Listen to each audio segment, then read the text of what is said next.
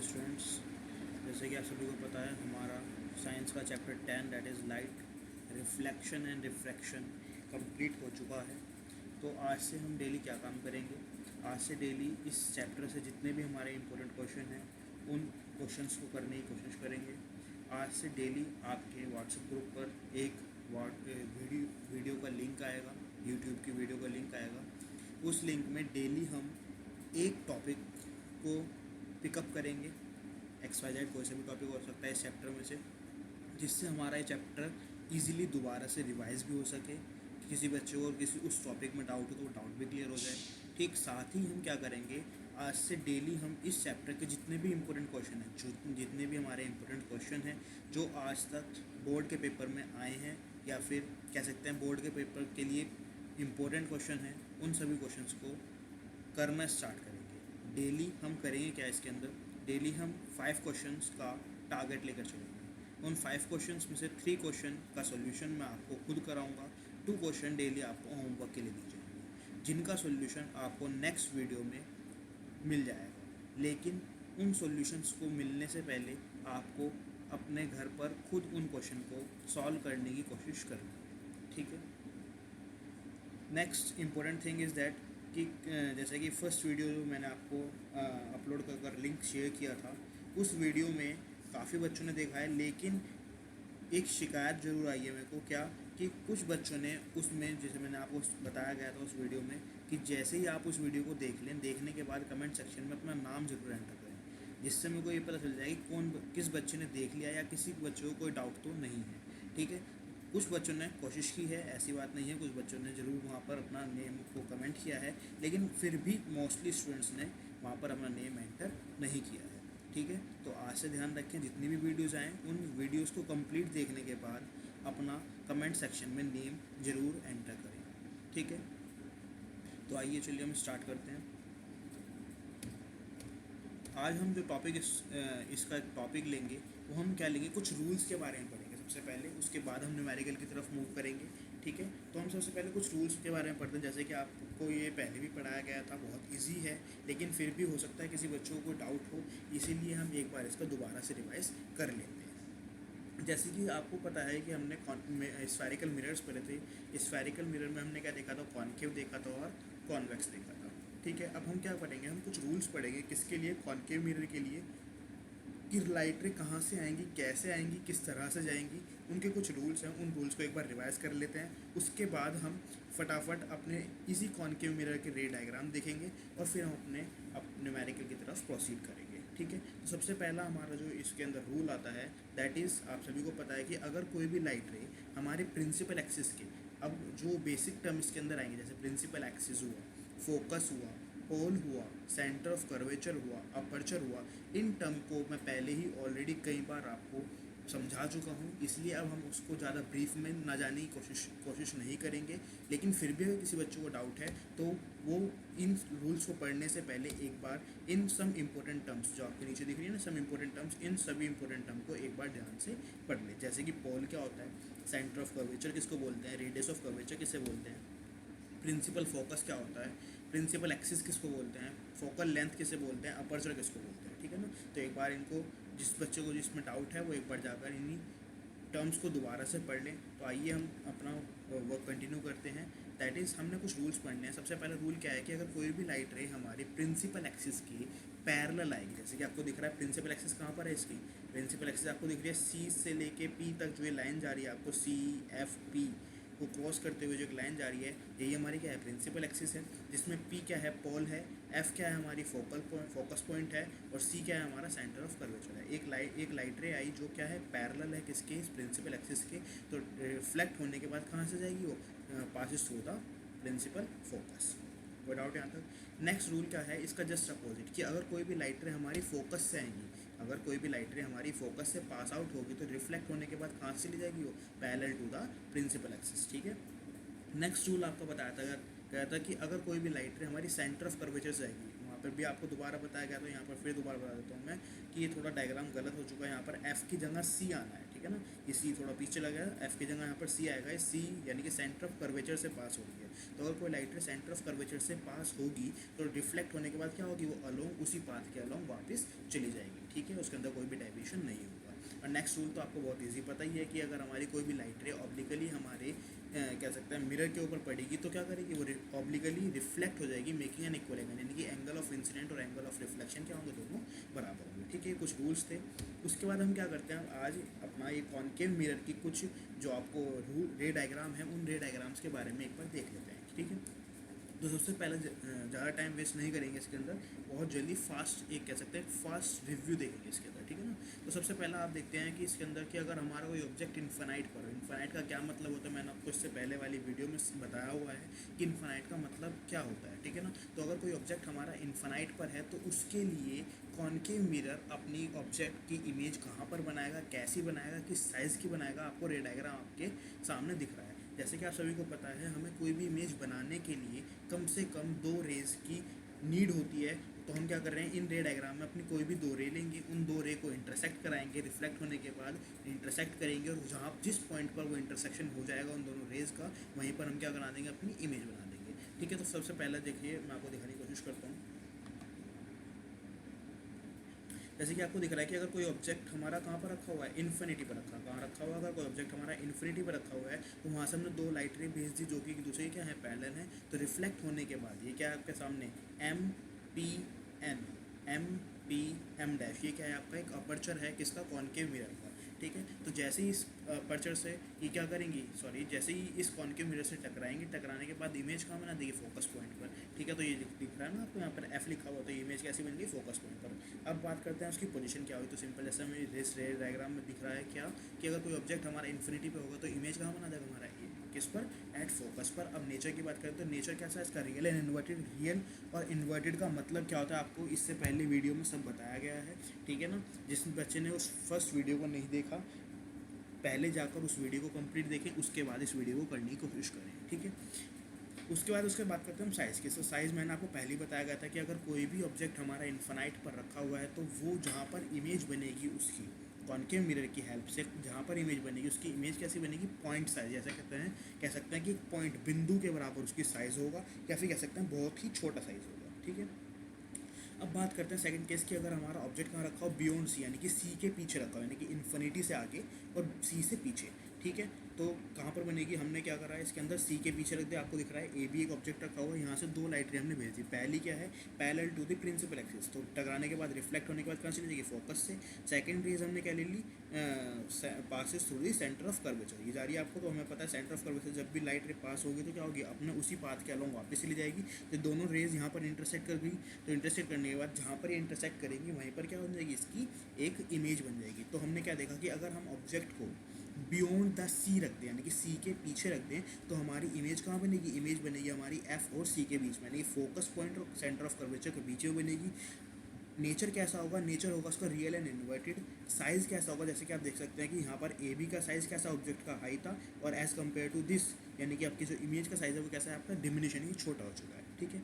Next point बात करते हैं कि अगर हमारा ऑब्जेक्ट कहाँ रख दिया हम, सेंटर ऑफ कर्वेचर पर, तो हमारा क्या होगा, वही अगेन हमने 2 लाइट रे ले ली, पहली parallel to the principal axis and second passes through the centre of passes through the focus point, ठीक है। तो जो हमारी light ray parallel to the principal axis है वो फोकस से पास चली जाएगी, और जो हमारी फोकस से आई है वो हमारी कारण चली जाएगी parallel to the principal axis. दोनों लाइट रे ने मीट किया इस जगह, तो यहीं पर हमारी क्या बन गई, इसकी इमेज बन गई। तो हमने क्या देखा कि अगर कोई ऑब्जेक्ट हमारा कहाँ पर रखा हुआ है, सेंटर ऑफ कर्वेचर पर रखा हुआ है, तो उसकी इमेज भी कहाँ बनेगी, सेंटर ऑफ कर्वेचर पर ही बनेगी।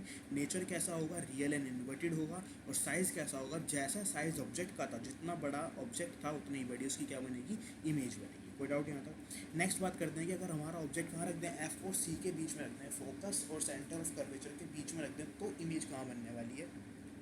तो अगेन हमने फिर वही 2 रे ली, कौन कौन सी, एक तो parallel to the principal axis, second passes through the centre of curvature, ठीक। तो जैसे ही हमारी पहली लाइट रे गई parallel to the principal axis, वो क्या कहाँ से लेगी, फोकस से होकर चली जाएगी, दूसरी सेंटर ऑफ कर्वेचर जाएगी, दोनों इंटरसेक्ट कर गई एक दूसरे को पीछे, इधर यहाँ पर आपको दिख रहा है ना ये वाला पॉइंट, यहाँ पर क्या करेगी, एक दूसरे को इंटरसेक्ट करेगी, तो यहीं पर हमारी इमेज बन जाएगी। तो हमने क्या देखा कि अगर ऑब्जेक्ट हम कहाँ रख दें, बिटवीन एफ और सी, यानी कि फोकस और सेंटर ऑफ कर्वेचर के बीच में रख दें, तो पोजीशन कहाँ बनेगी, बियॉन्ड द सी, यानी कि सी के पीछे मिलेगी इमेज। नेचर कैसा होगा, रियल एंड इन्वर्टेड होगा, और साइज़ कैसा होगा, एनलार्ज होगा। आपको दिख रहा है ना कि ए बी जो ऑब्जेक्ट था उसका साइज़ छोटा सा है, और ए डैश बी डैश का जो साइज़ है हमारा क्या है, एनलार्ज, यानी कि बड़ा है। ठीक है, तो नेचर कैसा होगा, रियल एंड इन्वर्टेड, और साइज़ कैसा होगा, एनलार्ज। लास्ट टू केसेस हैं कि अगर हमारा ऑब्जेक्ट कहाँ पर रख दे, फोकस पर रख दे, कहाँ रख दे, अगर हमारा ऑब्जेक्ट फोकस पर, तो उसकी इमेज कहाँ बनेगी, आपको पता है कहाँ बननी चाहिए, इन्फिनिटी बननी चाहिए। सेम रे डायग्राम में कोई दिक्कत नहीं आनी चाहिए, सेम एज इट इज। सबसे पहले हमने एक रे ली जो parallel to the principal axis, और दूसरी रे ली हमने जो कहाँ से पास होगी, सेंटर ऑफ कर्वेचर से। तो कहाँ पर जाकर मीट कर जाएंगी, एक दूसरे को कभी भी मीट नहीं करेंगे, और इमेज कहाँ बना देगी, इन्फानाइट पर, क्योंकि ये दोनों लाइट रे कैसी हैं, एक दूसरे के पैरेलल हैं, और पैरेलल लाइन कभी भी एक दूसरे को इंटरसेक्ट नहीं करती। ठीक है, नेक्स्ट बात हम बात करें कि हमारा ऑब्जेक्ट कहाँ पर रख दें। अगर ऑब्जेक्ट रख दें हम पोल और फोकस के बीच में, कहाँ रख दें हम, पोल और फोकस के बीच में, तो हमारा इमेज कहाँ बनेगी। जो लास्ट वाला एक केस है, यानी कि केस नंबर 6, ये बहुत ज़्यादा इंपॉर्टेंट है, पेपर में कई बार घुमाकर इसी पर क्वेश्चन पूछा गया है। ठीक है ना, तो इस वाले केस को ध्यान से पढ़ें कि अगर ऑब्जेक्ट हमारा कहाँ रखा हुआ है, पोल और फोकस के बीच में, दिख रहा है ना आपको, पोल कहाँ है, ये रहा, और फोकस कहाँ, ये रहा, और ऑब्जेक्ट कहाँ रख दिया, इन पोल और फोकस के बीच में। तो इमेज कैसी बनेगी, कहाँ बनेगी, किस साइज़ की बनेगी, आपको दिख रहा है कि अगर हम एक लाइट रे ले लें, क्या parallel to the principal axis, तो कहाँ से जाएगी, फोकस से होकर, दूसरी passes to the centre of curvature, तो कहाँ से जाएगी, अलोंग उसी पाथ का अलोंग। लेकिन ये दोनों लाइट रे दिख रहा है ना आपको, एक तो लाइट रे ये जा रही है, और एक लाइट रे ये जा रही है, ये दोनों एक दूसरे को इंटरसेक्ट नहीं करेंगी। ठीक है, तो ये इधर तो इंटरसेक्ट नहीं करेंगी, लेकिन हमने क्या कर लिया, वर्चुअल, यानी कि कल्पना कर काल्पनिक तरीके से इन दोनों को पीछे की तरफ इंटरसेक्ट करा लिया, और ये इंटरसेक्ट कर गई इस पॉइंट पर, तो यहीं पर हमारी इसकी क्या बन गई, इमेज बन गई। लेकिन इमेज कैसे बनी, ध्यान रखना,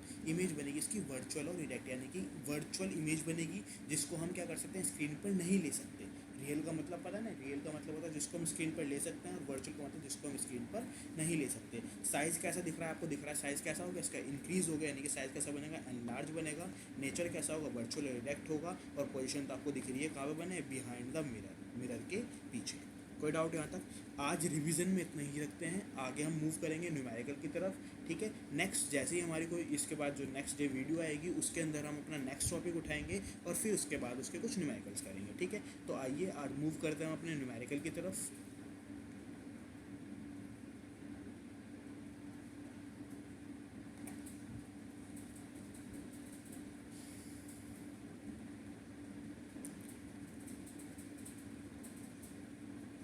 देखिए, सबसे पहला क्वेश्चन है हमारा। सबसे पहला हम क्या करेंगे, क्वेश्चंस को सॉल्व करने की कोशिश करेंगे, इसके बाद कुछ न्यूमेरिकल देखेंगे। ठीक है, तो सबसे पहला बहुत इजी क्वेश्चन है, बहुत ज़्यादा इजी क्वेश्चन है। अच्छा, एक बात और आपके लिए इम्पोर्टेंट कह सकते हैं नोटिस है, क्या कि आज से आपके जैसे ग्रुप पर पिक्स, कोई क्वेश्चन की पिक तो नहीं आएगी। क्यों पिक क्यों नहीं आएगी, क्योंकि आपको मैं वीडियोस का लिंक सेंड कर रहा हूँ, इस वीडियो को यहीं पर पॉज कर अपना क्वेश्चन को लिखें, उसका सॉल्यूशन लिखने की यहीं से कोशिश करें।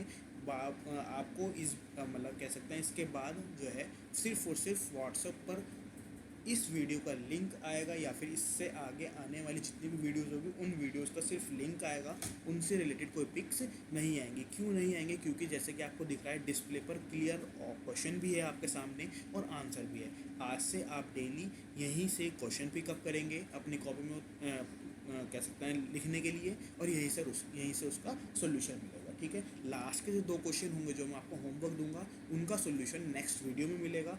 ठीक है, तो आप उनका सोल्यूशन वहाँ से देख सकते हैं, लेकिन उसके सोल्यूशन देखने से पहले आप घर पर खुद उनको एक बार सॉल्व करने की कोशिश करेंगे।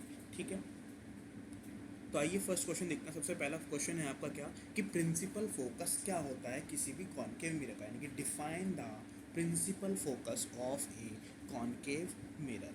अरे ये तो बहुत ही इजी क्वेश्चन है, ये तो कह सकते हैं इस चैप्टर की सबसे स्टार्टिंग में ही बता दिया गया था कि हमारा प्रिंसिपल फोकस क्या होता है। तो आपको जैसे ही सबको पता है कि प्रिंसिपल फोकस होता क्या है, प्रिंसिपल फोकस हमारा क्या होता है, एक ऐसा पॉइंट जहाँ पर जितनी भी light ray parallel to the principal axis हैं, जितनी भी light ray parallel to the principal axis आएंगी कॉनकेव मिरर से टकराने के बाद, रिफ्लेक्ट होने के बाद, कन्वर्ज होने के बाद कहाँ से ले जाएंगी, एक पर्टिकुलर पॉइंट से चली जाएंगी। कहाँ से ले जाएंगी, एक पर्टिकुलर पॉइंट से ले जाएंगी, और उस पॉइंट को ही हम नाम क्या देते हैं अपना क्या नाम देते हैं उसका, प्रिंसिपल फोकस।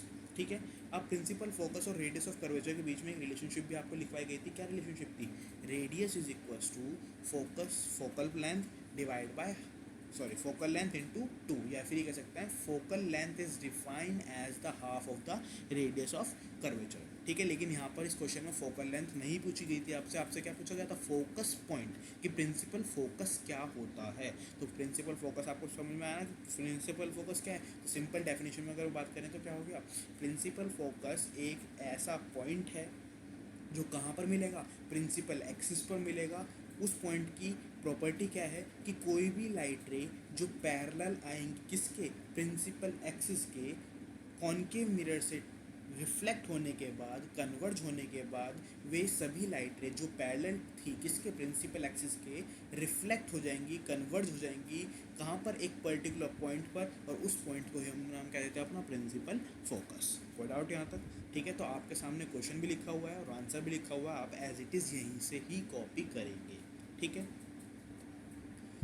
अच्छा, एक इम्पोर्टेंट पॉइंट और बताना चाहूँगा मैं आपको, जितने भी क्वेश्चन आपको मैं अब दे रहा हूँ या फिर आगे जितने भी क्वेश्चन आपको मिलेंगे, इन सभी क्वेश्चन को अपनी फेयर नोटबुक में ही करें।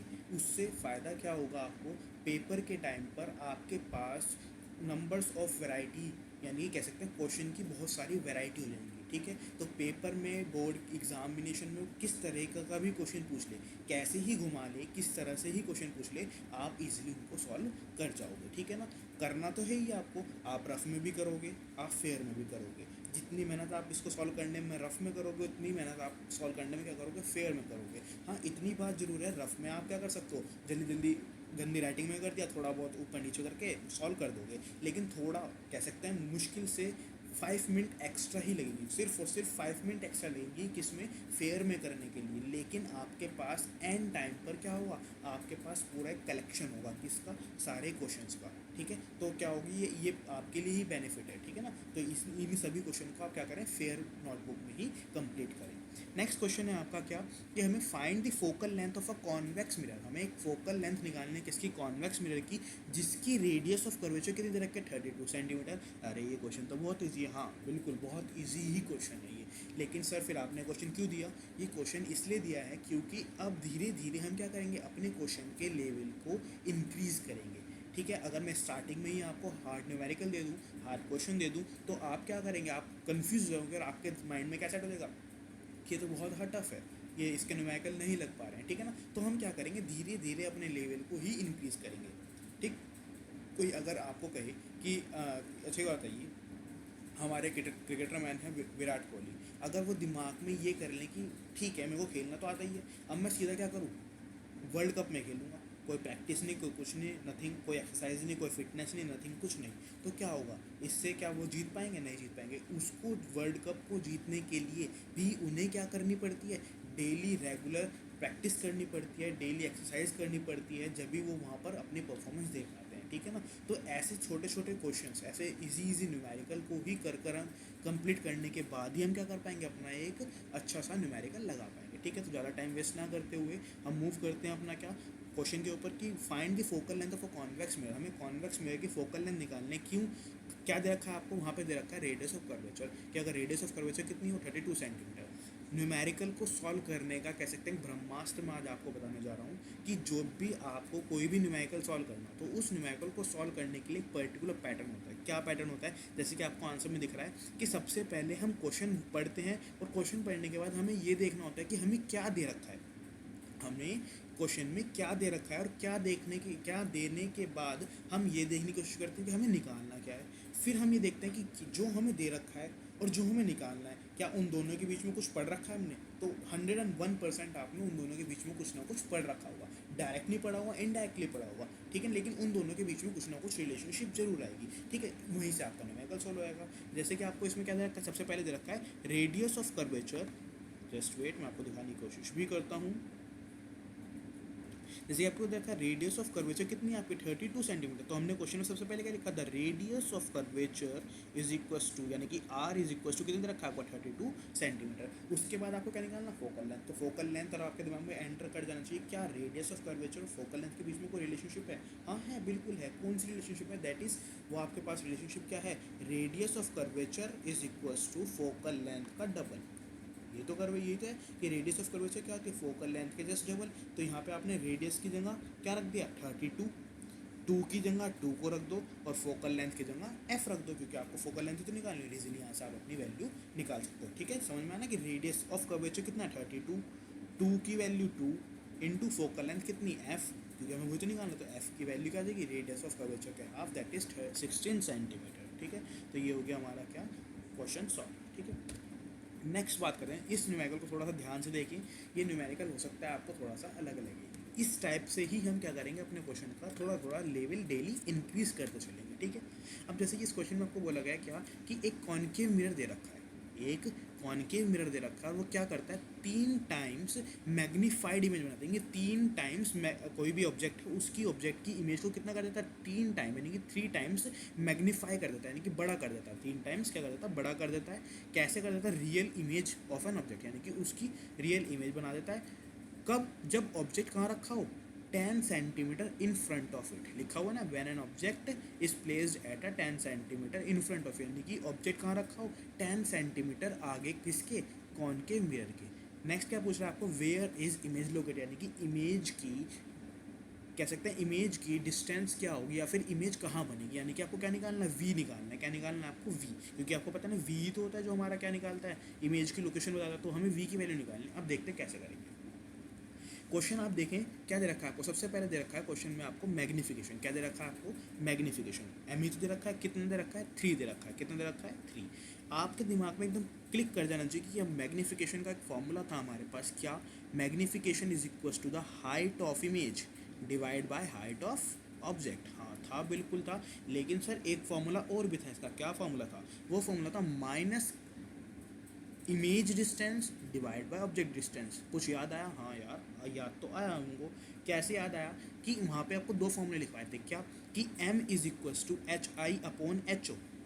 जाकर आज अपने नोट्स खोल कर देखना जरूर कि क्या सर झूठ तो नहीं बोल रहे कि हमें न्यूमेरिक हमें फॉर्मूले ना लिखवाए हों और सर झूठ बोल रहे हो, नहीं।